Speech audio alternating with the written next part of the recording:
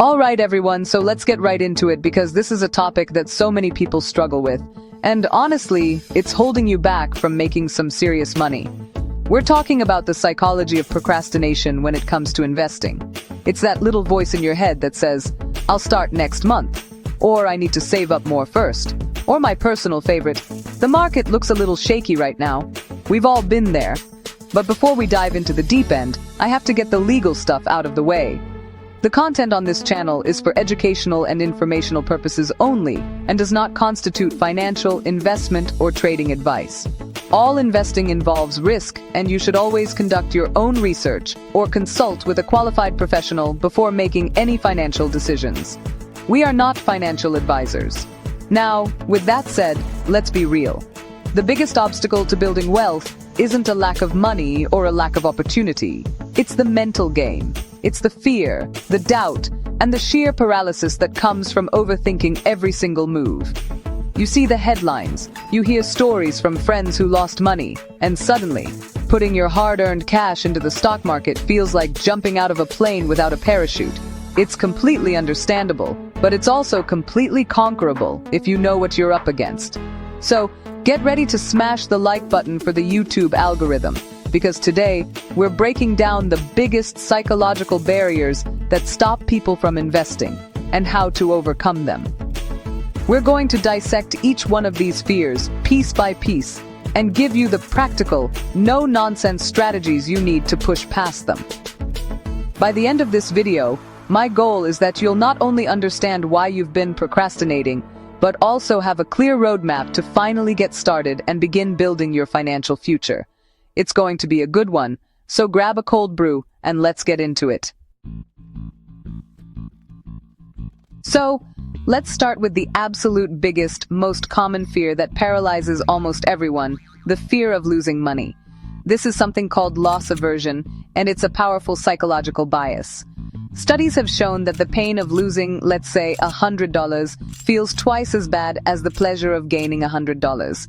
Your brain is literally hardwired to protect what you already have, which makes the idea of putting your money at risk feel incredibly dangerous, especially when you're just starting out in your career and every dollar counts.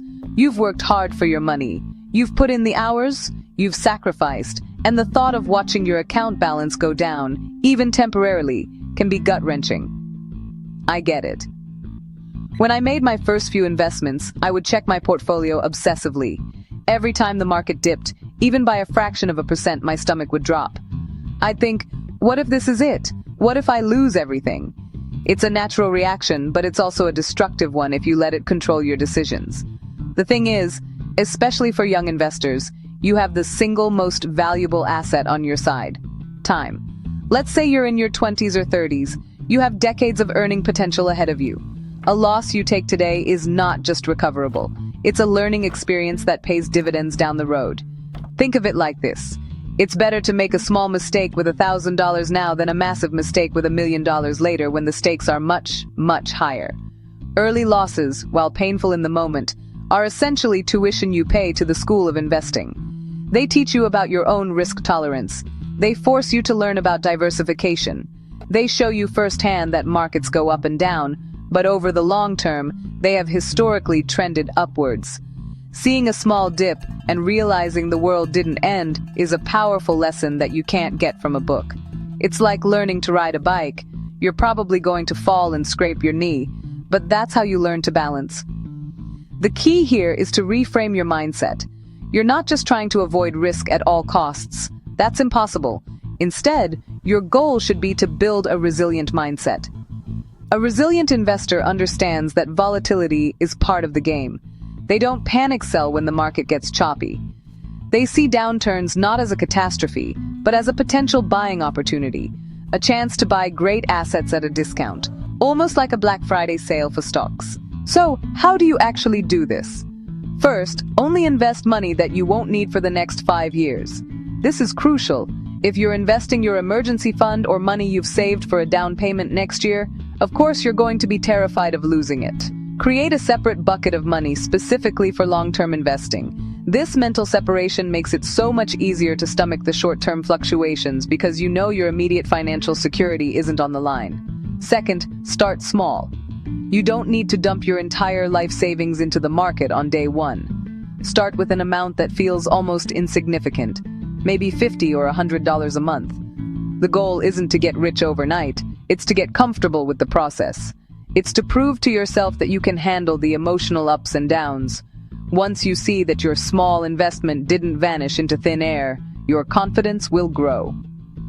Third, and this is so important, you need to understand what you're investing in. If you just throw money at a random stock you heard about on the internet, you're gambling, not investing. But if you invest in a broad market index fund like the S&P 500, you're not betting on a single company. You're betting on the long-term growth of the entire US economy. It's a much safer, more diversified, and less stressful way to begin. Remember, every single successful investor you can name, from Warren Buffett on down, has experienced losses. They've lived through market crashes. The difference is that they didn't let the fear of loss stop them from participating. They understood that the real loss isn't a temporary dip in their portfolio. The real loss is sitting on the sidelines in cash for decades while inflation eats away at your savings and you miss out on the incredible power of compound growth. So acknowledge the fear. It's real, but don't give it power. See it for what it is. A primitive survival instinct that isn't well suited for modern financial markets. Your job is to override that instinct with logic, patience, and a long-term perspective. Building that resilient mindset is far more valuable than trying to perfectly time the market or avoid every single dip. It's the foundation upon which all future wealth is built. Alright, the second major psychological barrier is the lack of knowledge, but it's a bit more nuanced than you might think. It's not just about not knowing anything. In fact, sometimes having only a little bit of knowledge can be even more dangerous than having none at all. This is where people get into trouble. They read a few articles, watch a couple of YouTube videos, and suddenly they think they're the next Wall Street genius. This is a classic trap that leads to overconfidence and costly mistakes. Think about it this way. Someone who knows absolutely nothing about investing is usually too scared to do anything reckless. They might keep their money in a savings account, which isn't ideal, but at least they're not actively losing it on a risky bet. But the person who's learned just enough to be dangerous, they're the ones who might go all in on a speculative crypto coin or a meme stock because they heard a convincing story, without truly understanding the underlying risks or fundamentals. This phenomenon is known as the Dunning-Kruger effect. It's a cognitive bias, where people with low ability at a task overestimate their ability. In investing, this looks like someone who's just learned what a PE ratio is and now thinks they can pick undervalued stocks better than seasoned professionals.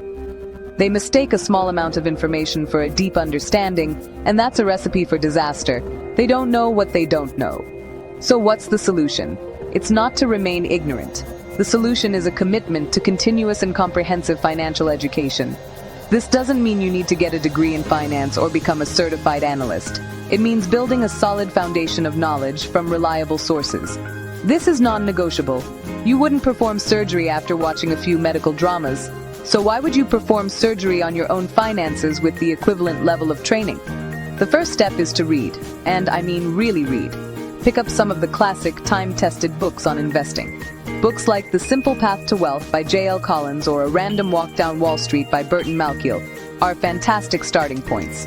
They break down the core principles of long-term, passive investing in a way that's easy to understand. They teach you the why behind the strategy, which is crucial for sticking with it when things get tough. Next, be very, very careful about where you get your information online. The internet is filled with so-called gurus promising to make you rich quick. If someone is selling a secret formula or guaranteeing outrageous returns, you should run in the opposite direction. Stick to reputable sources. Follow established financial journalists. Listen to podcasts from experienced investors, and consume content that focuses on long-term principles rather than short-term hype. Another incredibly valuable resource is talking to people who know more than you do. This could be a friend or family member who has been successfully investing for years. Ask them about their philosophy, what they've learned, and what mistakes they've made. Don't just ask for hot stock tips. Instead, ask about their process.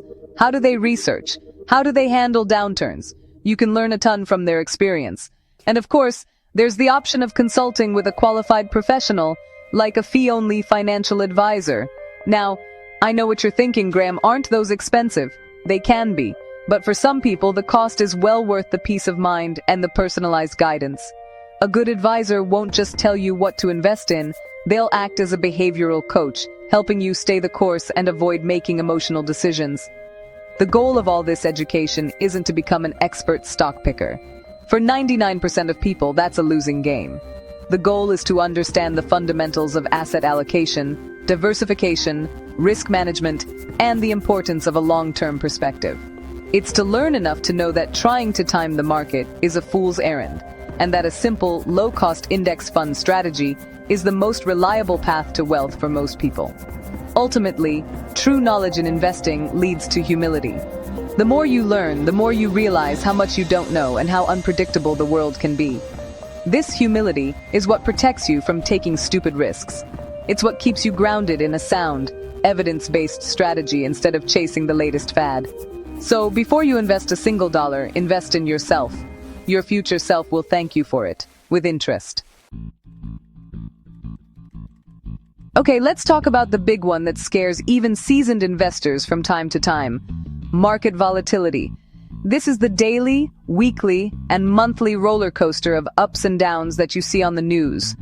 One day the headlines are screaming market hits all-time high, and the next it's billions wiped out in market crash. It's enough to give anyone anxiety, and that anxiety often leads to the worst possible decisions at the worst possible times. Our brains are wired for action. When we perceive a threat, like our life savings seemingly evaporating, our fight or flight response kicks in. We feel an overwhelming urge to do something. In the context of investing, that something usually means selling everything to stop the bleeding. This is almost always a catastrophic mistake. You're essentially locking in your losses and ensuring you miss out on the eventual recovery. The media absolutely loves to fuel this anxiety because fear gets clicks and views. They sensationalize every dip and gyration. They bring on experts to predict doom and gloom.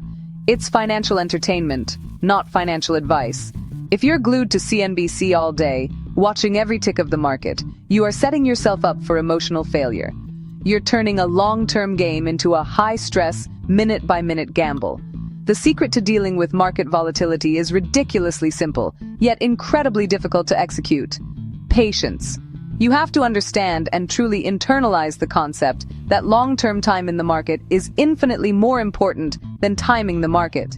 No one, and I mean no one, can consistently predict what the market will do tomorrow, next week, or next year. Anyone who claims they can is either lying or delusional. Look at any chart of the S&P 500 over the last 50 or 100 years. What do you see? Yes, you'll see terrifying crashes. The dot-com bubble burst, the 2008 financial crisis, the 2020 COVID crash. They look like jagged cliffs on the chart. But when you zoom out, what's the overall trend? It's up and to the right. The market has always recovered from every single downturn and gone on to reach new highs. Always. This historical perspective is your greatest weapon against anxiety. When the market is down 20%, it's easy to feel like this time is different, that the world is ending. But history shows us that it's not different. This is what markets do. They go up and they go down. The downturns are the price of admission you pay for the incredible long-term returns that the stock market provides. Without the risk of downturns, there would be no potential for high returns. So, how do you cultivate this patience and long-term view? First, automate your investing. Set up an automatic transfer and investment from your bank account every single payday. This is a strategy called dollar cost averaging. When the market is high, your fixed amount of money buys fewer shares. When the market is low, that same amount of money buys more shares. It forces you to buy low without even thinking about it and removes emotion from the equation. Second, stop checking your portfolio so often. Seriously. There is absolutely no reason for a long-term passive investor to look at their balance every day. It's like weighing yourself every 5 minutes when you're on a diet.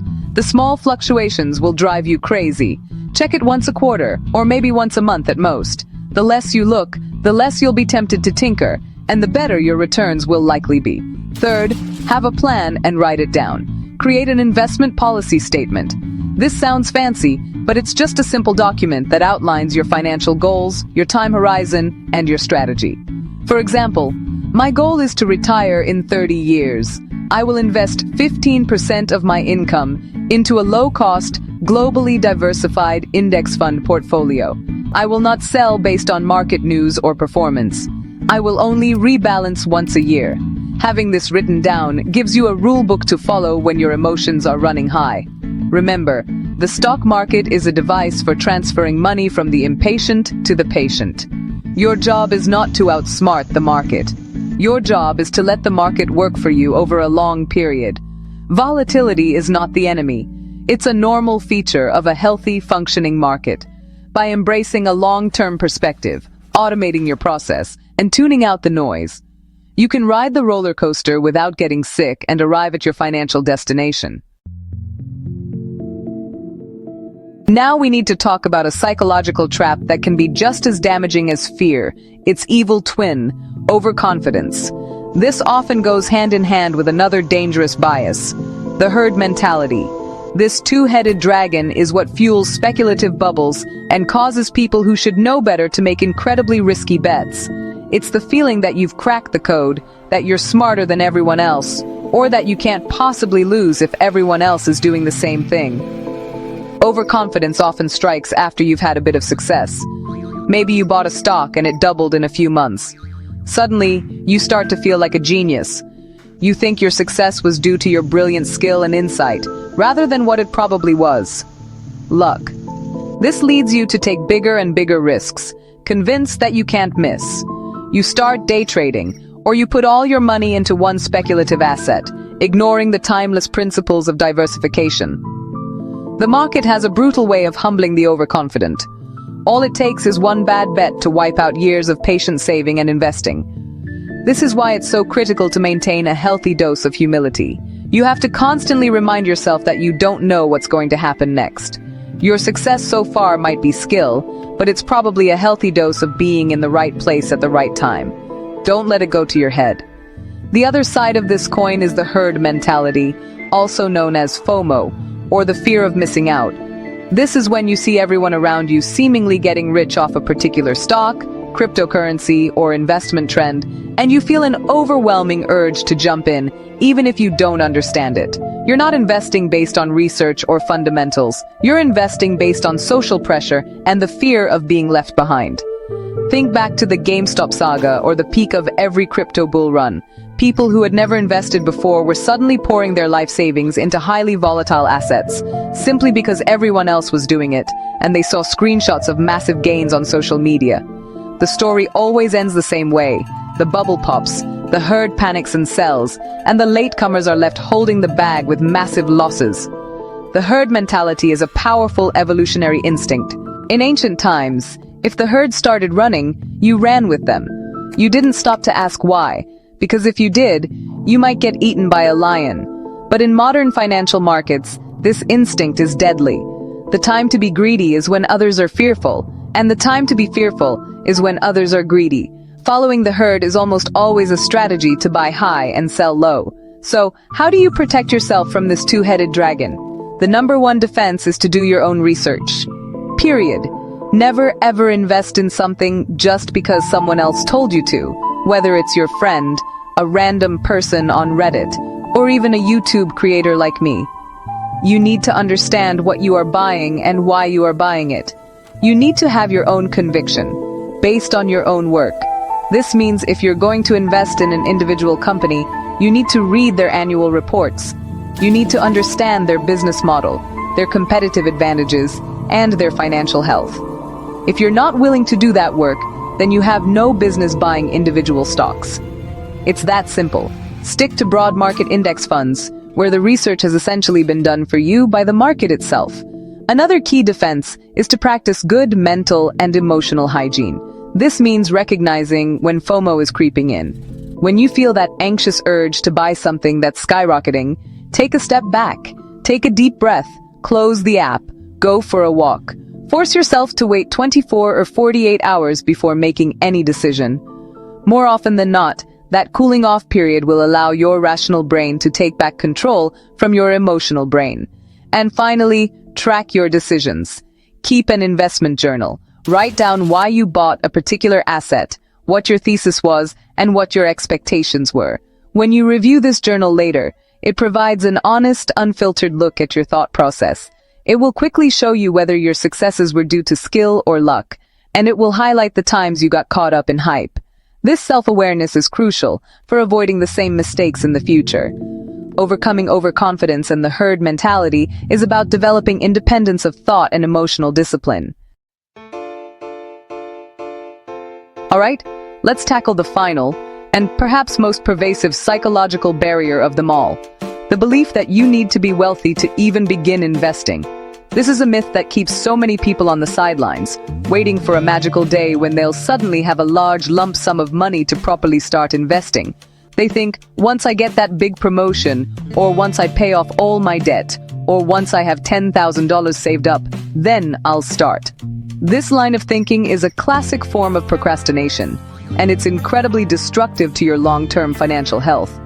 It comes from a misunderstanding of how wealth is actually built. Most wealthy people didn't start with a huge pile of cash. They started small, and they built their wealth brick by brick, dollar by dollar, over a very long period of time. The secret ingredient wasn't a large starting capital. It was consistency. The idea that you need a lot of money is a relic of the past. Decades ago, you might have needed thousands of dollars just to meet the minimum investment for a mutual fund, and you'd have to pay a stockbroker a hefty commission for every trade. But today, the game has completely changed. Technology has democratized investing.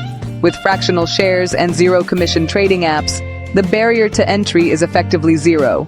You can literally start investing with the spare change you find in your couch cushions. You can buy a slice of a share of Amazon or Apple for just $1. You can set up an automatic investment of $25 a month into an S&P 500 index fund. The amount you start with is almost irrelevant. What matters is that you start. The habit is more important than the amount. Think about it this way. The journey to financial freedom is not a sprint. It's a marathon. And you don't start a marathon by trying to run 26.2 miles on your first day of training. You start by just putting on your shoes and jogging around the block. That's what investing your first $50 is like. It's not about the distance covered. It's about building the muscle memory and the discipline of showing up. So the first practical step, before you even think about investing, is to get a handle on your budget. You can't invest money you don't have. You need to know exactly how much is coming in and how much is going out. Use a simple budgeting app or a spreadsheet. Track your spending for a month. I guarantee you'll find places where you're leaking money, subscriptions you forgot about, daily coffees that add up, and so on. Once you have a budget, you can identify a small, manageable amount to save and invest each month. And I mean small. If all you can spare is $20 a month, that is perfectly fine. Start with that. The goal here is a psychological win. It's to prove to yourself that you can be an investor. Once that $20 is automatically transferred and invested, you've done it. You're officially an investor. It's a powerful mental shift. As you get more comfortable and as your income potentially grows, you can gradually increase that amount. Maybe next year it's $50 a month. The year after, it's $100. It's a snowball effect. Small, consistent actions, compounded over time, lead to massive results. Someone who invests just $100 a month for 40 years can end up with hundreds of thousands of dollars, thanks to the magic of compound interest. The person who waits 10 years to start because they wanted to save up $10,000 first will have to invest significantly more each month just to catch up to the person who started small and early. Time is the most critical component of the compounding equation, and it's the one thing you can never get back. Every single day you wait to invest is a day you're giving up your most powerful wealth-building ally. So, let go of the idea that you need to be rich to invest. It's an excuse that your brain is using to protect you from the fear and uncertainty we've already talked about. The truth is, investing is how you become rich, not something you do once you're already there. Start today. Start small. Start with whatever you have. The most important step is the first one. So, there you have it. the 5 biggest psychological hurdles that keep you from investing, and, more importantly, how to leap over them. We've talked about the fear of loss, the danger of partial knowledge, the anxiety of market volatility, the trap of overconfidence, and the myth that you need to be rich to start. Each one of these is a significant barrier, but none of them are insurmountable. It all comes down to shifting your mindset from one of fear and procrastination to one of patience, discipline, and long-term vision. It's about playing the long game. The journey to building wealth is paved with these mental challenges, and recognizing them is more than half the battle. The financial part, the actual clicking of buttons to buy an index fund, is the easy part. The hard part is managing your own emotions and staying the course when your instincts are screaming at you to do the opposite. It's about trusting the process and having faith in your future self. It's not about being the smartest person in the room, it's about being the most disciplined. Remember, overcoming these psychological barriers is the first step toward financial freedom. Start small, stay informed, and don't let fear hold you back. The best time to start investing was yesterday. The second best time is right now. So, thank you so much for watching. I really appreciate it. Don't forget to smash the like button if you haven't already. Subscribe for more content just like this.